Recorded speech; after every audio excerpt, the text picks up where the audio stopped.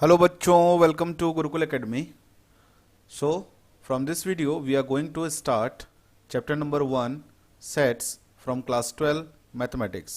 सो सबसे पहले हम लोग एक्सरसाइज 1.1 का इंट्रोडक्शन वाला पार्ट देखेंगे, उसके बाद एक्सरसाइज स्टार्ट करेंगे। तो सबसे पहले सेट्स पढ़ने से पहले आप लोगों ने क्लास 11th में सेट्स पढ़ा होगा, जिसमें आपने डिफरेंट डिफरेंट टाइप के सेट्स पढ़े होंगे। इसमें हम लोग सेट्स के रिलेशन के बारे में स्टडी करेंगे, ठीक है। तो सबसे पहले अगर सेट आपको नहीं पता तो सेट का डेफिनेशन क्या होता है। Sets are the collection of well defined object. Okay, so जो भी इसके सेट्स के एलिमेंट्स होते हैं उनमें कुछ स्पेसिफिक प्रॉपर्टीज होती है। सो हम लोग बोल सकते हैं sets are the collection of the well defined objects.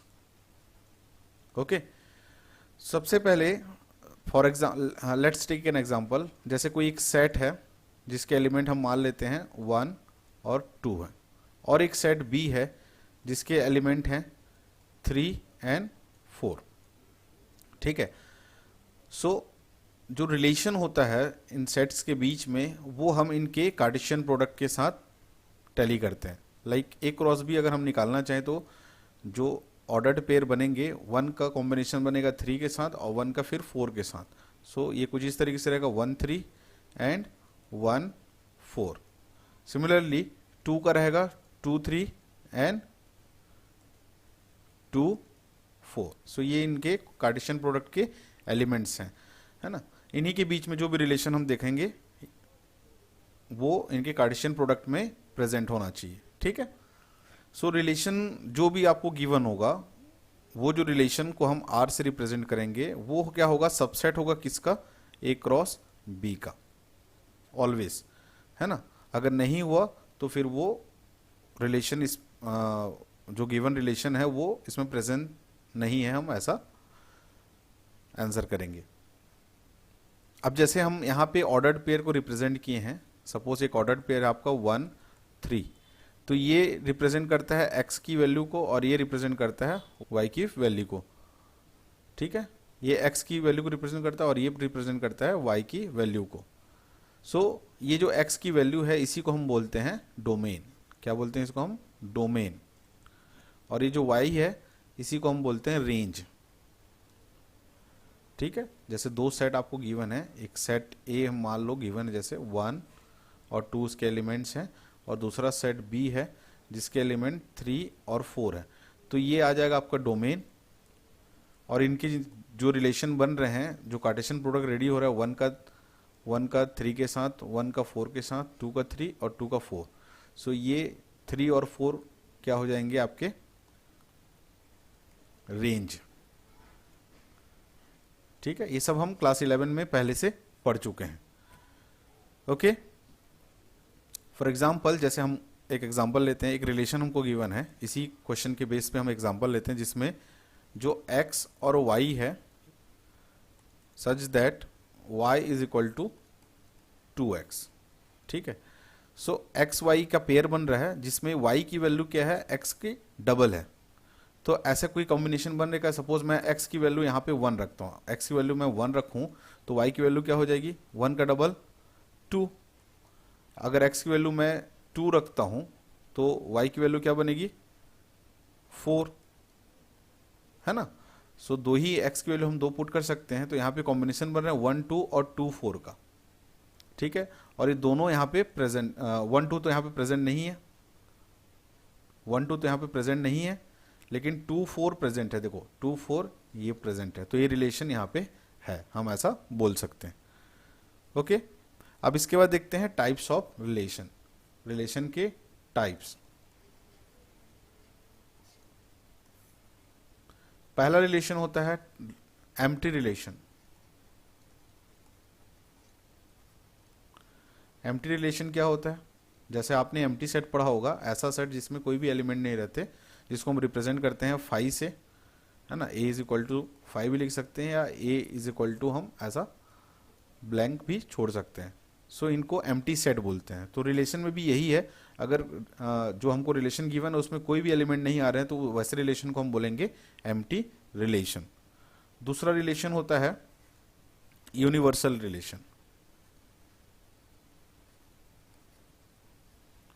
Universal relation मतलब जिसमें ऐसा रिलेशन जिसमें सपोज ये दो एलिमेंट दो सेट हैं ए और बी, तो इनके कार्टेशियन प्रोडक्ट के सारे एलिमेंट अगर इस रिलेशन में प्रेजेंट हैं तो ऐसे रिलेशन को हम बोलते हैं यूनिवर्सल रिलेशन। जो मेन हमको तीन रिलेशन इसमें देखने हैं दैट आर, पहला है आपका reflexive relation. Reflexive relation, reflexive relation क्या होता है, जैसे मिरर में हम मिरर की बात करते हैं, तो अगर हम यहाँ पे कोई एक ऑब्जेक्ट रखते हैं तो उसका क्या इमेज बनता है मिरर पे पीछे की ओर, तो एक ही इमेज बनता है ना। तो ऐसे रिलेशन को बोलते हैं हम लोग रिफ्लेक्सिव रिलेशन। मतलब हर एलिमेंट का अपना ही खुद का इमेज बनेगा। लाइक रिलेशन में एलिमेंट रह सकते हैं आपके, जैसे इसमें सेट हैं ए ए, बी बी, सी सी, ऐसे टाइप के अगर रिलेशन आपको मिल रहे हैं तो उनको बोलेंगे हम लोग रिफ्लेक्सिव रिलेशन। दूसरा है आपका, मतलब जो फोर्थ नंबर का है, ऐसे तो सेकंड नंबर है, अगर सीक्वेंस में देखें तो फोर्थ नंबर में आपका सिमेट्रिक रिलेशन। सिमेट्रिक रिलेशन क्या होता है, फॉर एग्जाम्पल जैसे ए बी कोई ऑर्डर्ड पेयर हैं जो बिलोंग करते हैं रिलेशन को, सो अगर बी ए भी उस रिलेशन को बिलोंग कर रहे हैं, if b a also belongs to that relation, तो ऐसे रिलेशन को हम लोग बोलते हैं सिमेट्रिक रिलेशन। फॉर एग्जाम्पल अगर 1-2 किसी रिलेशन में है और 2-1 भी उसी रिलेशन में प्रेजेंट है तो उनको बोलेंगे हम लोग सिमेट्रिक रिलेशन। लास्ट है ट्रांजिटिव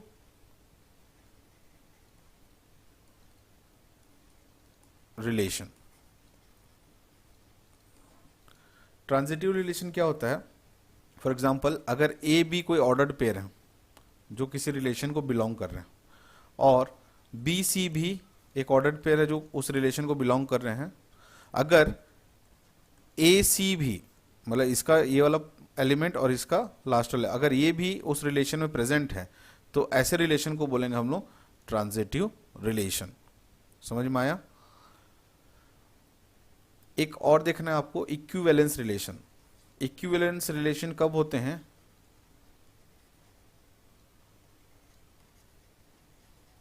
इक्विवेलेंस रिलेशन तब होंगे जब किसी रिलेशन में तीनों रिलेशन प्रेजेंट हो। कौन कौन से, रिफ्लेक्सिव,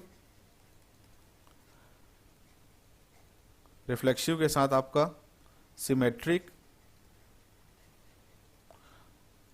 और ट्रांजिटिव। अगर तीनों रिलेशन प्रेजेंट है तो ऐसे रिलेशन को हम लोग बोलते हैं इक्विवेलेंस रिलेशन। ठीक है, ओके। सो इंट्रोडक्शन जो एक्सरसाइज 1.1 में है, सो एक्सरसाइज 1.1 इन्हीं तीनों रिलेशन पे बेस्ड है। इसके एक्सरसाइज हम लोग नेक्स्ट वीडियो से स्टार्ट करेंगे। ओके बच्चों, सो मिलते हैं हमारे नेक्स्ट वीडियो में। तब तक के लिए बाय बाय, टेक केयर और पढ़ते रहिए।